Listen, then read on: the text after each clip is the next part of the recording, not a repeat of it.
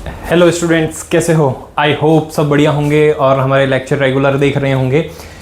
हम आ गए हैं थर्ड चैप्टर पे, 12th क्लास का थर्ड चैप्टर। सेकंड चैप्टर हमने कंप्लीट कर लिया है, इन्वर्स ट्रिग्नोमेट्री, और बहुत ही डीप कॉन्सेप्ट्स के साथ में बहुत अच्छे से उसको कवर किया था हमने। अगर आपने इसके पहले वो वीडियोस नहीं देखे हैं तो जाइए, प्लेलिस्ट रेडी है चैनल के ऊपर, प्लेलिस्ट में जाकर के सारे वीडियोस देखिए। जो भी डाउट्स होता है वो कमेंट कीजिए, उसे भी सॉल्व करेंगे। और अब हम आ गए हैं थर्ड चैप्टर पे। थर्ड चैप्टर आव्यूह नाम इसका, और मैट्रिक्स अभी स्टार्ट करते हैं इसे। बस आपको कंसिस्टेंसी रखनी है, आपको कंसिस्टेंट रहना है और सारे नोट्स प्रॉपर बनाने हैं। और देखिए, इस क्लास को हमने इस तरह से डिज़ाइन किया है, लेक्चर इस तरह से डिज़ाइन हुआ है कि आपको पूरे नोट्स अगर आप बनाते हैं ना तो प्रॉपर यहाँ पे जो लिखा है वो सारी चीज़ आप अपने रजिस्टर में लिखते हुए चलिए, नोट्स बनते जाएंगे आराम से। पहले ही बताया था 2 रजिस्टर रखना है, एक जिसमें आप अभी पूरे नोट्स बना रहे हैं और एक रफ रजिस्टर रखना, साथ में रफ पेपर कुछ भी रख लो साथ में, बस उसके अंदर क्वेश्चंस आपको करके देखने हैं। चलिए, ज़्यादा टाइम वेस्ट नहीं करते हैं, बीच में करते रहेंगे और बातचीत। हम क्वेश्चंस मतलब कॉन्सेप्ट्स देखते हैं। चैप्टर का नाम है आव्यूह। सबसे पहली चीज, आव्यूह क्या होता है? तो आव्यूह होता है संख्याओं अथवा फलनों का आयताकार विन्यास। इसे हम आव्यूह कहते हैं। क्या कहते हैं? आव्यूह क्या चीज होगा? संख्याओं और फलनों का आयताकार विन्यास। आयताकार विन्यास मतलब देख लीजिए, ये आयताकार विन्यास है। मतलब देखिए, इसे हम रिप्रेजेंट करेंगे हमेशा कैपिटल लेटर से, कैपिटल ए से, बी से, इस तरह से। और ये इस तरह से लिखे हुए हैं 1 3 8 2 5 -3 1 1 2 3 5 7, ये इस तरह से। ठीक है, अब समझदार बच्चों इसको ऐसे मत पढ़ लेना 11 23 57, ठीक है ना, ये अलग लिखे हुए हैं 1 1 2 3 5 7। तो क्या खाली 2 ही 2 होंगे क्या? नहीं, मर्जी इतने बना सकते हो आप, जैसे चाहो वैसे बना सकते हो। अच्छा, संख्याओं को तो हो गया। ये फलनों का मतलब क्या है? तो फलन क्या हो सकता है भाई? जरूरी थोड़ी यही हो सकता है इधर x square, x cube, x y, इस तरीके कोई हो, वो फलन हो गए। Sine square, cos theta, tan, sec cosec, ऐसा कुछ हो सकता है, वो फलन हो गए।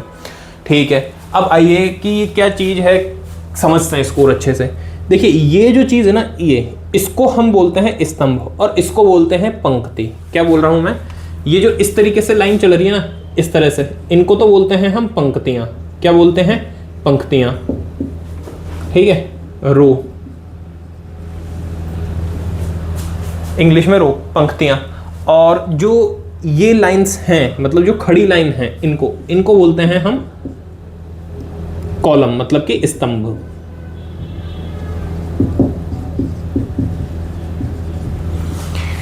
एक बार देख लेते हैं, क्या क्लियर दिख रहा है क्या ये आपको? देखिए ध्यान से, क्लियर दिख रहा है? हाँ बिल्कुल, एकदम कैमरे में सही दिख रहा है। ये थोड़ा सही कर देते हैं, जैसा कि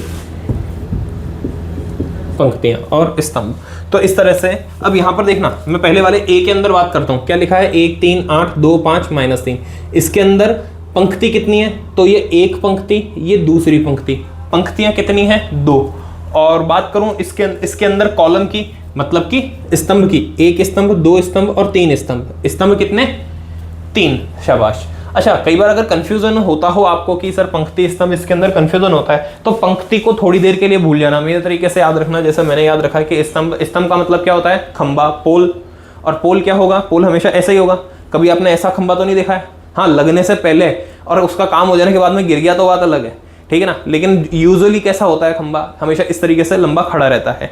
तो उस तरीके से कौन है आपके पास में? स्तंभ। इसको अपन कॉलम बोलेंगे।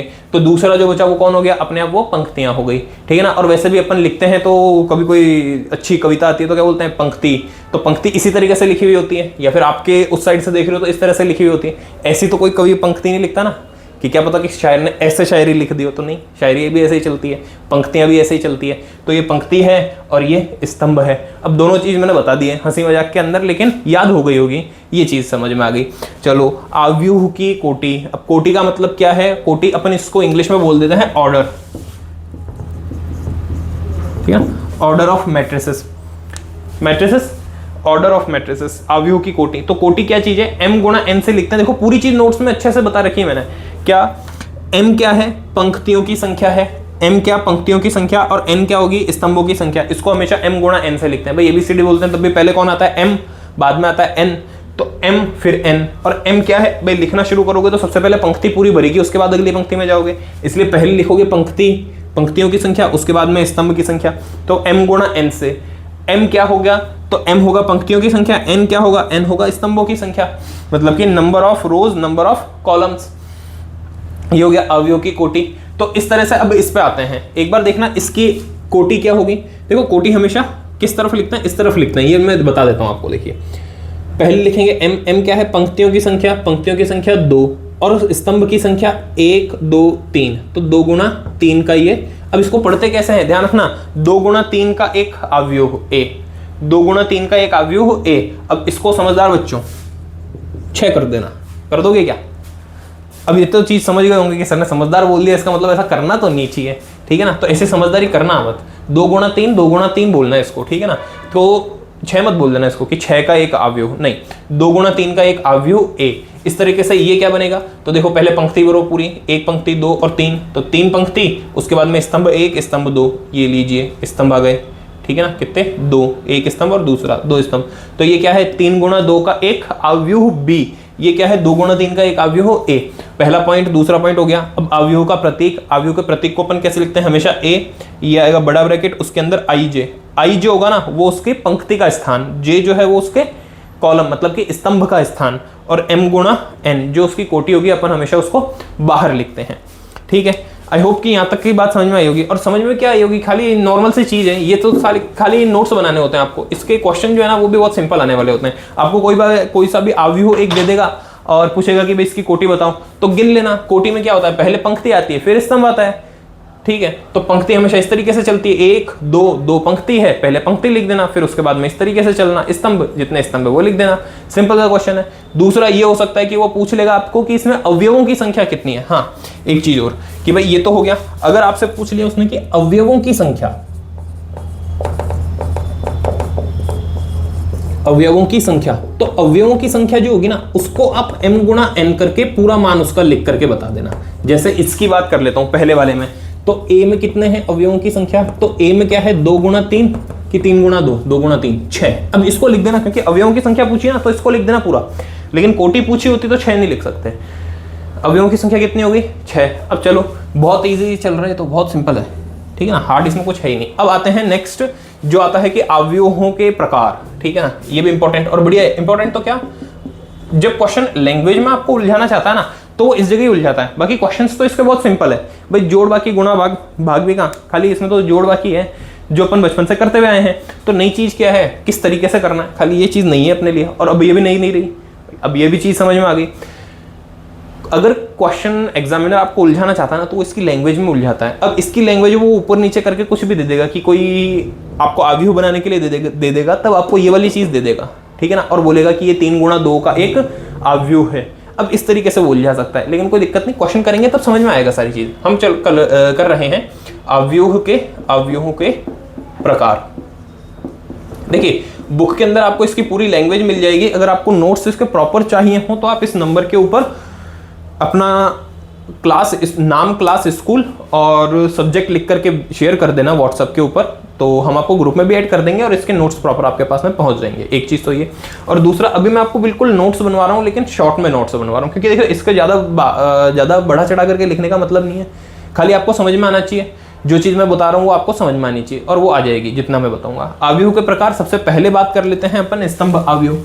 सबसे पहले आ जाएगा स्तंभ अवयव। अब जैसा नाम से ही पता है, ठीक है ना, क्या होगा, इसके अंदर खाली एक स्तंभ होगा, मतलब कि जैसे मैंने लिख दिया 1 5 -8, खाली ये एक स्तंभ है, तो खाली एक जिसमें स्तंभ होगा वो स्तंभ अवयव। तो इसको मैं शॉर्ट में इधर लिख देता हूं, केवल एक ही स्तंभ, बस ये हो गया पहला प्रकार, केवल एक ही स्तंभ होगा, स्तंभ अवयव। तो जब केवल एक स्तंभ भी होता है तो फिर एक ऐसा पंक्ति अवयव भी होगा, बिल्कुल होगा पंक्ति अवयव। तो पंक्ति अवयव नाम से ही पता चल गया, ठीक है ना। क्या होगा भाई, इसमें केवल एक ही पंक्ति होगी, केवल एक ही पंक्ति। अब वो पंक्ति में कितने भी अवयव हो सकते हैं, हो सकता है 1 और 2 आ जाए। अब देखो समझदार बच्चों, ये चीज मत कर देना, कॉमा नहीं आता है, समुच्चय नहीं है, सेट नहीं है ये, ठीक है ना अंतराल है, 1 2 इस तरीके से लिख दिया। और क्या लिख सकता हूं, मैं लिख दिया -x x² 3x, ठीक है ना। तो ये हो गए, ये इसके एग्जाम्पल हो गए छोटे मोटे। तो ये हो गया स्तंभ अवयव, पंक्ति अवयव।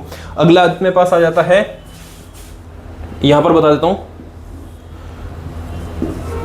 वर्ग अवयव। देखो बहुत सिंपल है, स्तंभ तो मतलब स्तंभ एक ही स्तंभ था, पंक्ति मतलब एक पंक्ति है, वर्ग मतलब वर्ग जैसी शेप बननी चाहिए, और वर्ग शेप बनेगी कब, जब स्तंभ और पंक्तियां बराबर हो। पंक्तियों की संख्या, मैं बिल्कुल शॉर्ट में बता रहा हूं आपको, पंक्तियों की संख्या बराबर स्तंभों की संख्या, बस ये लीजिए, जब पंक्तियों की संख्या और स्तंभ की संख्या बराबर हो। अच्छा देखो इसका जो, इसको सही लिख देता हूं मैं, स्तंभ। देखिए इसमें एक चीज और समझ में आएगी आपको कि अगर मैं इसकी कोटि लिखना चाहूंगा ना, मान लो अगर मैं इसकी कोटि लिखना चाहूं, अलग कर देते हैं इनको, ठीक है, मिक्स नहीं होना चाहिए। तो अगर ए की मैं कोटि लिखना चाहूं तो इसको लिखूंगा किस तरीके से, AIJ, ठीक है ना। अब देखो ध्यान से, इसमें बदल कौन रहा है, ये तो स्तंभ है, 1 2 3 मतलब पंक्तियां अनेक आ रही है, लेकिन स्तंभ एक ही आ रहा है, मतलब इसको क्या m गुणा एक लिख सकता हूं, नीचे लिख देता हूं थोड़ा सा इसको मैं, A बराबर AIJ, ठीक है। इसको क्या लिख दूंगा, 1 गुणा n, क्यों, क्योंकि देखिए n क्या है, n है स्तंभों की संख्या, और स्तंभ इसमें एक ही है। अच्छा उल्टा लिख दिया क्या अपन ने, ठीक है। देखो पंक्ति 1 2 3, पंक्तियां जो है वो 2 3 4 5 कितनी भी हो सकती है, लेकिन स्तंभ जो है वो हमेशा एक ही है।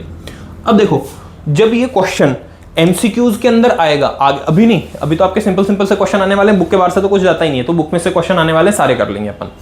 जब आप एनडीए का, एयरफोर्स का, या फिर ये जो दूसरे जो पेपर होते हैं ना कॉम्पिटिशन पेपर्स, उसके अंदर अगर आप बैठते हो ना, तब आपको ऐसा क्वेश्चन आएंगे, तो वो आपको सब मतलब लैंग्वेज में घुमाने के लिए क्या करेगा, एमसीक्यूज के अंदर वो क्या देगा, वो ये नहीं देगा स्तंभ आव्यूह है, वो आपको ये देख करके देगा कि एक आव्यूह A बराबर AIJ m गुणा 1 है, फिर उसके बाद में जो भी उसमें जोड़ना घटाना होगा, योग ये बराबर ये बनता है, इस तरीके से होता है, तो बताइए। अब वो इस तरीके से देगा, तो आपको लैंग्वेज में वो उलझाने की कोशिश करेगा ना, तो वो इस जगह करेगा। अब ऐसे ही इसका आप अपने आप ही बता लोगे कि अगर b बराबर है, जैसे मैंने इसको लिख दिया AIJ, तो देखिए अब इसको क्या लिखूंगा मैं, भाई ये क्या चीज है, ये पंक्ति अवयव है, इसका मतलब पंक्ति तो एक ही रहेगी, पंक्ति तो एक ही रहेगी, स्तंभ 1 हो गया, 2 हो गया, 3 आगे बढ़ जाएगा, तो ये कितने हो गए, 1 गुणा n।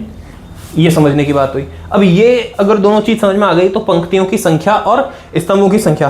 फिर एक चीज बताता हूं तुमको, ये जो चीज़ है ना, ये चीज़ कोई बताने वाला नहीं है, कोई समझाने वाला नहीं है। क्यों? क्योंकि बुक के अंदर भी इतना डीपली नहीं दे रखा, खाली ये नाम से समझ में आ जाता है, जितना आ जाता है समझ में, ठीक है। बाकी इनको अपने को समझ के क्या करना, क्योंकि एक्सरसाइज के क्वेश्चन देखना बिना इनके आराम से हो जाएंगे। अगर ये चीज़ नहीं बताऊंगा और सीधा एक्सरसाइज के क्वेश्चन शुरू करवा दूंगा ना, तो आप कर लोगे और आराम से कर लोगे, कुछ नहीं लगेगा। लेकिन ये चीज़ बताने का रीज़न है क्योंकि हमने पहले ही बोला था कंटेंट के साथ में कोई कंपैरिजन नहीं है, ठीक है ना। इसीलिए कहते हैं कि अपने फ्रेंड्स के साथ में ज़्यादा से ज़्यादा शेयर करो और बताओ उन्हें कि एक चैनल यूट्यूब के ऊपर ऐसा है जो कि एक बढ़िया कंटेंट, जो कि आप आगे जाके कंपटीशन एग्जाम में बैठें तो वहाँ तक आपको काम में आए, ऐसा कंटेंट यूट्यूब के ऊपर फ्री ऑफ कॉस्ट करवा रहे हैं।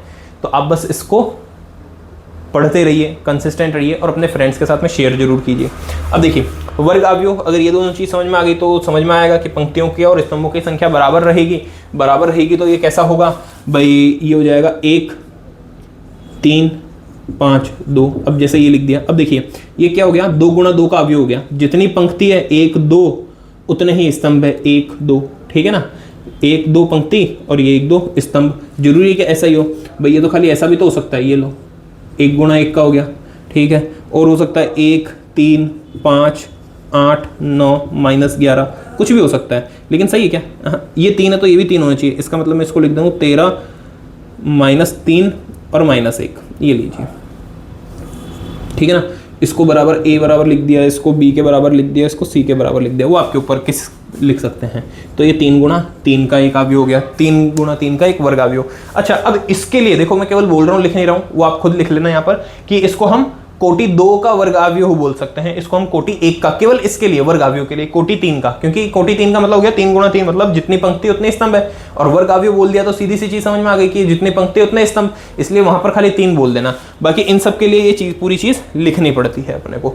यहाँ तक की बात आई थिंक कि पूरी अच्छे से समझ में आई होगी। स्तंभ अवयव, पंक्ति अवयव और वर्ग अवयव, ठीक है। मैं साइड हो जाता हूँ, आप जल्दी से इसको देख लीजिए, चाहे तो स्क्रीनशॉट ले लो और चाहे तो आप नोट कर लो। देखिए स्टूडेंट्स, अभी जो अपन ने 3 तरह के अवयव पढ़े हैं उसके ऊपर मैंने आपको एक क्वेश्चन लिख करके दिया है, ठीक है ना। अब लैंग्वेज का क्वेश्चन है और पूरा गेम इसमें लैंग्वेज का ही है। यदि कोई अवयव, स्तंभ अवयव और पंक्ति अवयव दोनों हैं तो वह है। अब इसको समझना, हालांकि मेरे को पता है कि आपका आंसर इसमें से दो ही होंगे, या तो वर्ग अवयव बोलोगे या ये बोलोगे, क्योंकि आपको पता है तत्समक हाल तक सर पढ़ाएगा नहीं और विकर्ण हाल तक पढ़ाएगा नहीं, तो जो पढ़ाएगा नहीं वो दे दे तो मैं सीधा हाथ खड़ा कर देगा, इसलिए या तो ये होगा या फिर ये होगा। और इसमें से बहुत सारे बोल देंगे कि सर यही होगा, क्यों? क्योंकि ये अभी देख करके आए हैं। तो अगर आप ये बोल रहे हैं तो बिल्कुल सही है आंसर आपका। अब क्वेश्चन के कॉन्सेप्ट को समझना कि क्या बोल रहा है। यदि कोई अवयव, स्तंभ अवयव और पंक्ति अवयव, स्तंभ के अंदर मैंने बताया केवल एक ही स्तंभ होगा, ठीक है ना। पंक्ति के अंदर बताया केवल एक ही पंक्ति होगी। अब ऐसा कौन सा है जो कि स्तंभ भी हो सकता है और पंक्ति भी हो सकती है, तो वो क्या होगा? इसी तरीके का होगा जिसके अंदर खाली एक ही अवयव होगा, ठीक है। अब इसका अगला क्वेश्चन क्या बन सकता है? इसका क्वेश्चन ये बन सकता है यदि कोई अवयव, स्तंभ अवयव, अच्छा इसलिए ये क्या होगा, तो ये क्या होगा? एक वर्ग अवयव होगा, क्योंकि वर्ग अवयव ये पढ़ा अपन ने कि 1 गुणा 1 का एक वर्ग अवयव होता है, इसलिए। अच्छा, तो ऐसा क्या होगा? हमेशा वर्ग अवयव। और फिर दूसरी चीज, दूसरा क्वेश्चन क्या बन सकता है? यदि कोई अवयव, स्तंभ अवयव एवं पंक्ति अवयव दोनों हैं तो उसमें अवयवों की संख्या, तो उसमें अवयवों की संख्या।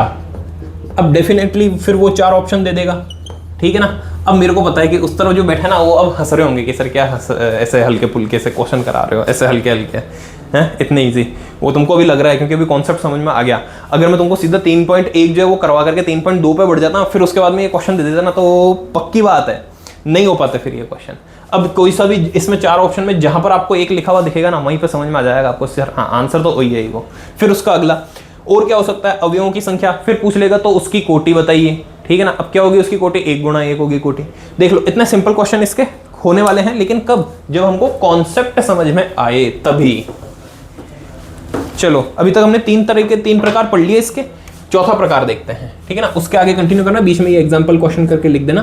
4th आ गया एक विकर्ण अवयव हो। अच्छा, विकर्ण क्या होता है वो समझते हैं हम सब, तो बस उसी से बनाए ये शब्द कि विकर्ण अवयव क्या होगा।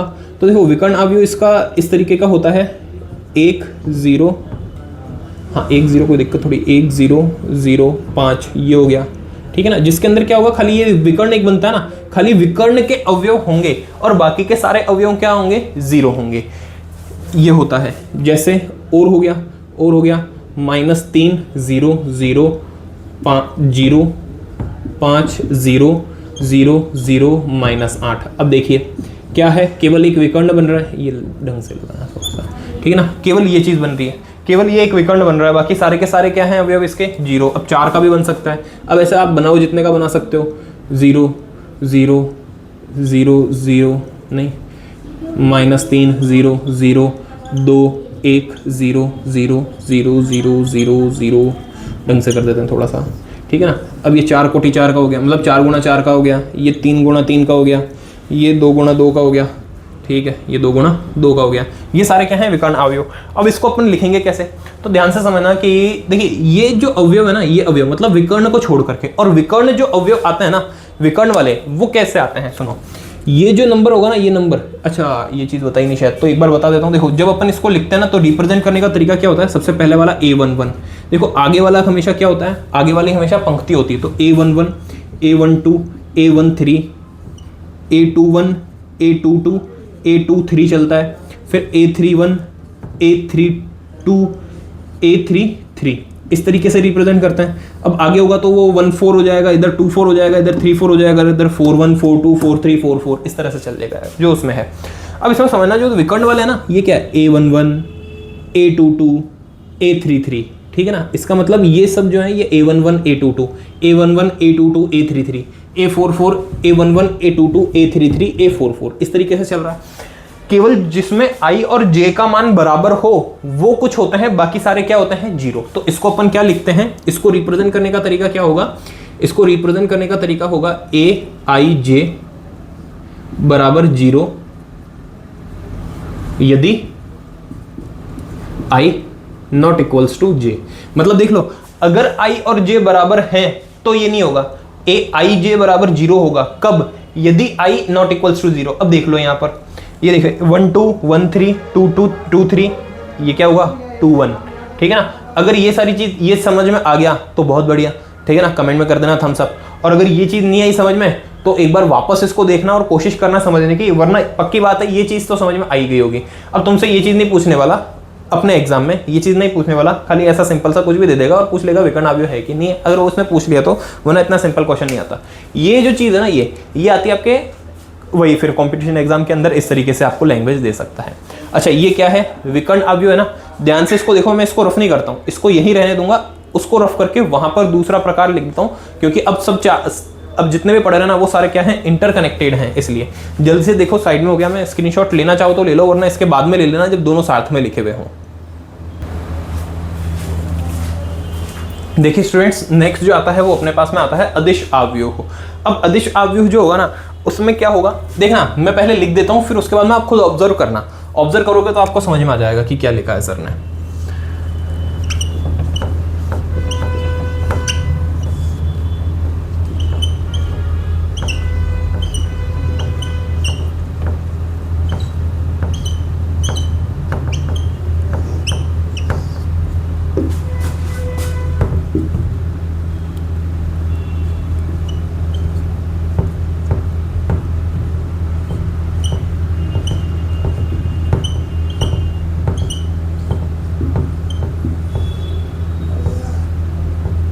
अब 3 का दूसरा क्यों बनाया है, एक और बना देते हैं।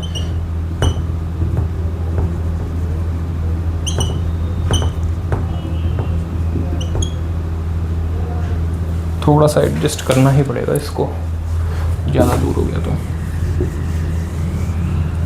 देखिए ऑब्जर्व करते रहिए, साथ में चाहे तो आप लिख भी सकते हैं तो लिखते भी रहिए।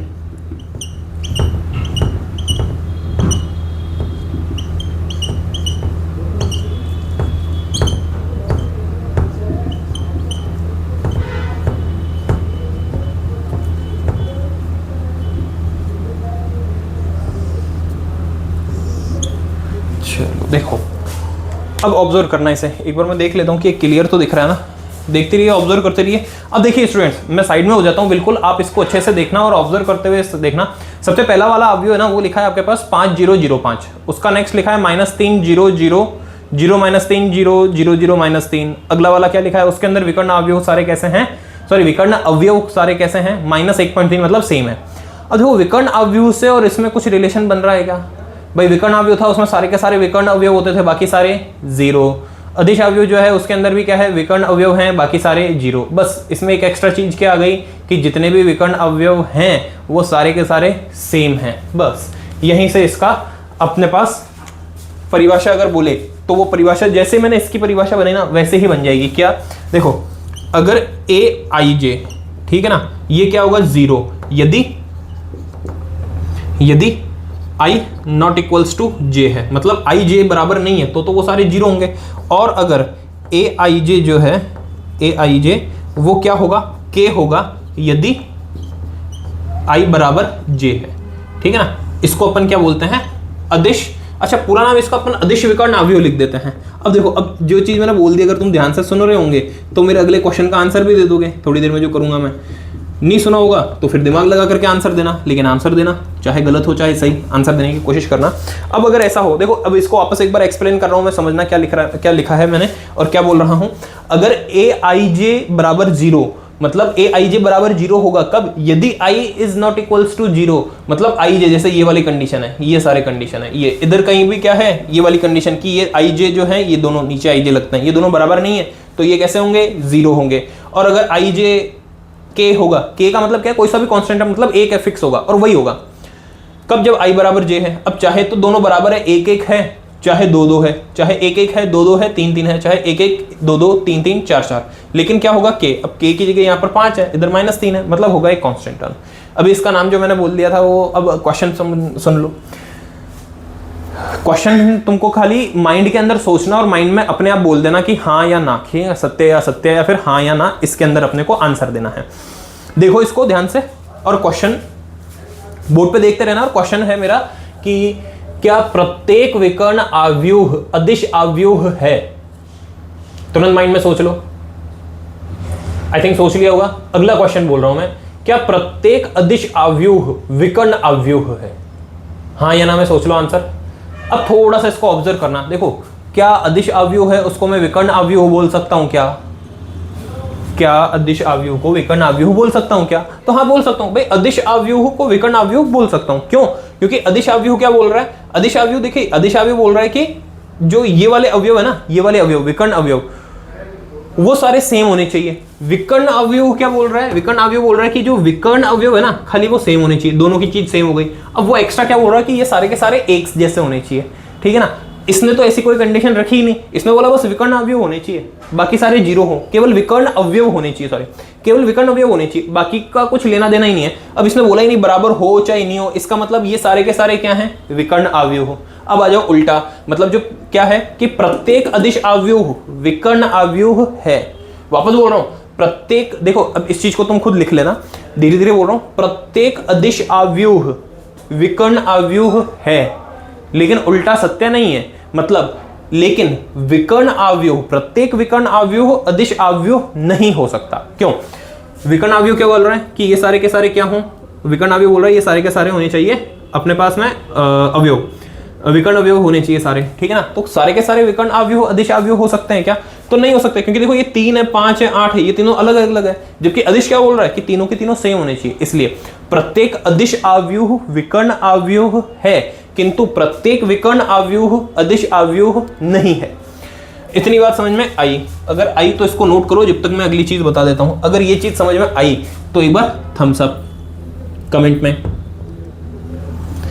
अगला देखना 6th होता है, इसको बोलते हैं हम तत्समक अवयव हो, ठीक है ना। इंपॉर्टेंट है ये, इधर स्टार लगा देता हूं मैं, इंपॉर्टेंट है तत्समक अवयव, ठीक है ना। अब इंपॉर्टेंट आप जैसे भी लगाते हो कि राइट टिक लगाते हो कि IMP लिखते हो, जो भी करते हो कर लेना। तत्समक अवयव, अच्छा इसको बोलते हैं अपन आइडेंटिटी अवयव, आइडेंटिटी मैट्रिसेस। तत्समक अवयव क्या होता है? अब इसको मैं लिख रहा हूं, ठीक है ना। वापस वही है कि आपको ही ऑब्जर्व करना है कि सर ने क्या लिखा है, क्या अलग है इन सब से।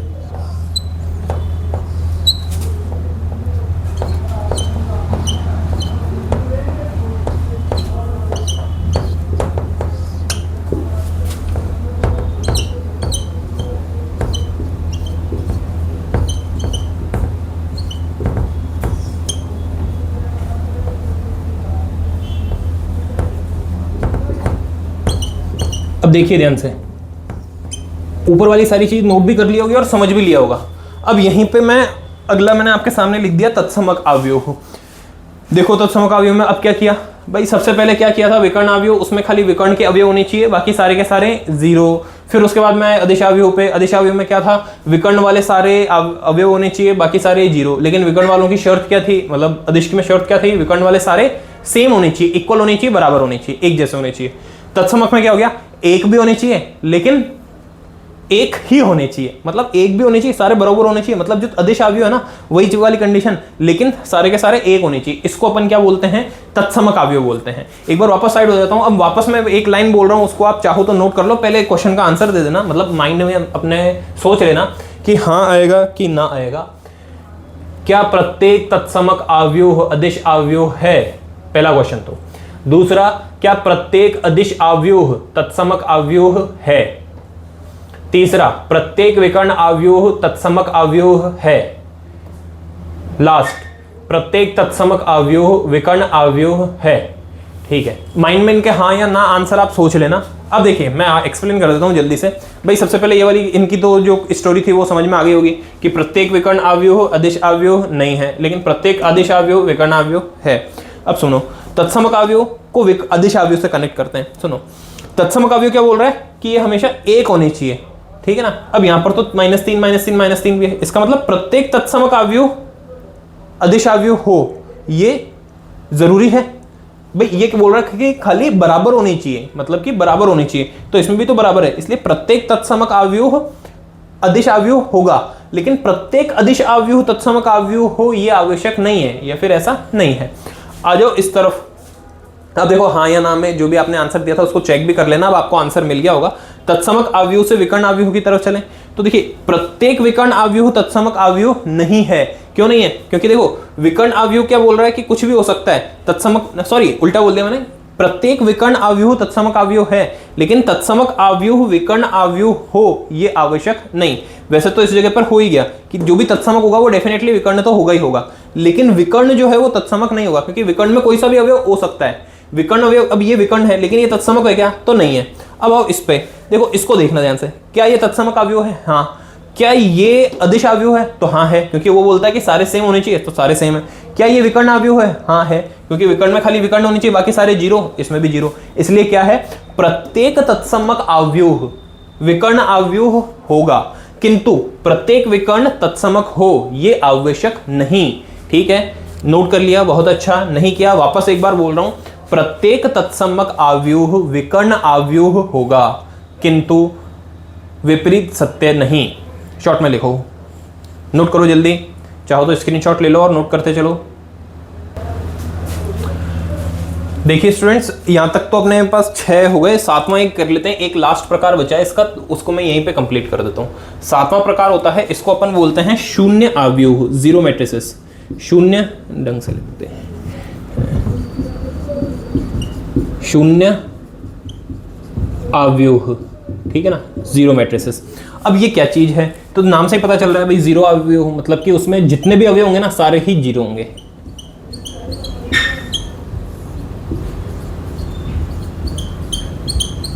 और इसे हम किससे रिप्रेजेंट करते हैं? तो इसको हम ओ से रिप्रेजेंट करते हैं। जीरो नहीं लिखा है, ओ लिखा है, इसको हम ओ से रिप्रेजेंट करते हैं। और ये सारे क्या है? शून्य अवयव, मतलब जिसके अंदर सारे के सारे अवयव ही शून्य हो वो क्या कहलाएगा? शून्य अवयव कहलाएगा। जल्दी से देख लो, नोट करो इसे, फिर मैं देखते हैं क्वेश्चंस कर लें आज। देखिए स्टूडेंट्स, क्वेश्चंस कर ही लेते हैं हम, कुछ क्वेश्चन, एक क्वेश्चन तो हो ही जाएगा, कर लेते हैं आज। प्रश्नावली 3.1 का पहला क्वेश्चन करना स्टार्ट कर दिया अपन ने। ए क्या लिखा हुआ है? ये आपके सामने पूरा अवयव लिख दिया मैंने। क्वेश्चन क्या बोल रहा है? एक तो बोला अवयव की कोटि ज्ञात की, मतलब ये सारी चीज निकालने अपने को। अवयव की कोटि, कोटि क्या होता है? m गुणा n लिखते हैं, ठीक है ना।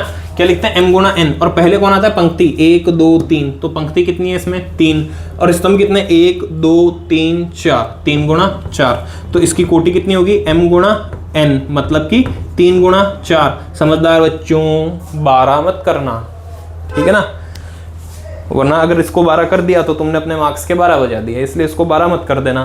देखो वापस बता रहा हूं कि पहले अपन लिखना शुरू करते हैं तो पहले पंक्ति पूरी भरती है, उसके बाद अगली पंक्ति पे आते हैं। तो पहले पंक्ति गिनते हैं, इसलिए पहले पंक्ति, तो पंक्ति कितनी? 1 पंक्ति, 2 पंक्ति और 3 पंक्ति। फिर उसके बाद में स्तंभ, तो 1 2 3 4, तो 3 गुणा 4 पंक्ति स्तंभ, ये हो गया। दूसरा आएगा अवयवों की संख्या। अब इसको 12 कर देना, ठीक है ना, यहाँ 12 नहीं बजेंगे, इसको 12 कर देना, क्योंकि 3 गुणा 4 अवयवों की संख्या कितनी? 3 गुणा 4 और वो 12। चाहो तो गिन लेना, अगर भरोसा नहीं हो खुद पे तो, नहीं तो 3 गुणा 4 करके 12 कर देंगे। अब आते हैं अवयवों के, ये वाले जो अवयव है ना ये निकालने हैं। देखो पहले वाला हमेशा क्या आता है? पंक्ति, पहले पंक्ति फिर स्तंभ, पहले पंक्ति फिर स्तंभ। पंक्ति देखो 1 लिखा है, मतलब 1, उसका अवयव स्तंभ तीसरा 19, तो पहले वाले का आंसर आएगा 19। दूसरा है 2 1, पंक्ति दूसरी पहला 35, ठीक है। अब ये है 33, तो 3 और 3 ये देख लो, यहां से 3 और यहां से 3, ये वाला आएगा, तो -5, और 2 और 4 मतलब A 2 4, दूसरे में चौथा ये आएगा 12। अब इसके बाद में एक मैंने किया नहीं है, वो आप लोगों को खुद को करना है। अच्छा, इसके बाद का एक क्वेश्चन और देख ही लेते हैं, क्योंकि वो ज़्यादा कुछ लेंदी है नहीं। क्वेश्चन है, यदि किसी अवयव में 24 अवयव हैं तो इसकी संभव कोटियां क्या है? ठीक है, क्वेश्चन 2 देखिए कि अवयवों की संख्या कितनी है? अवयवों की संख्या है 24, तो इसने बोला है कि इसकी कोटि क्या हो सकती है, ठीक है ना। बस अपने को इतना करना है, अवयवों की संख्या 24, कोटि पूछता है, तो देखो इसकी संभव कोटि क्या हो सकती है। इसका मतलब देखो अवयवों की संख्या ये है, तो इसको अपन 3 गुणा 4 लिख रहे हैं क्योंकि अपने सामने है। अगर मेरे सामने ये 3 गुणा 4 का अवयव होता ही नहीं तो मैं इस 12 को क्या लिख सकता हूं भाई? इस 12 को मैं लिखने को क्या लिख सकता था? मैं 6 गुणा 2 भी लिख सकता था, तो 2 गुणा 6 भी लिख सकता था, ठीक है ना। अब इसमें क्या होता है? 6 पंक्ति 2 स्तंभ, 2 पंक्ति 6 स्तंभ, लेकिन ऐसा अपन ने नहीं किया इधर। क्यों? क्योंकि मेरे पास में ये था, लेकिन इसने तो संभावना पूछी ना, तो क्या क्या कोटि हो सकती है, तो संभव कोटियां क्या क्या हो सकती है। देखो 24 आपको किन किन को गुणा करके मिल सकता है, ध्यान रखना पूर्णांक की, क्योंकि ऐसा मत कर देना कि सर ये 6 गुणा 4 तो होता ही है, लेकिन साथ में 12 गुणा 2, सर मैं 18 गुणा 1.5 कर दूं तो, या फिर 18 गुणा सर 18 गुणा 1/4 कर दूं तो ऐसे ऊंधे ऊंधे काम मत करना। या फिर जो भी है कि सर पॉइंट वाले नंबर को गुणा करके लिख देंगे, क्या पॉइंट में पंक्ति और स्तंभ कैसे लाओगे? और देखो पॉइंट में पंक्ति और स्तंभ अगर सोचना चाहते हो तो इसका मतलब क्या होगा, मान लो पंक्ति एक पूरी है तो उसको 1 गिन लिया, 2 और 2.5 के लिए क्या करेंगे, सर 2 पंक्ति तो पूरी है और तीसरी वाली जो आधी है, मतलब कि ये वाली कंडीशन हो गई, ये 2.5 पंक्ति। तो अब ऐसा तो अवयव पॉसिबल ही नहीं ना, आयताकार विन्यास होना चाहिए, वो भी बताया था। तो ऐसे ऊंधे काम मत कर देना कि सर 2.5 3.5 3.5 नहीं। अवयवों की संख्या कितनी, 24। तो संभव कोटियां, अब कोटियां क्या क्या हो सकती है वो समझना।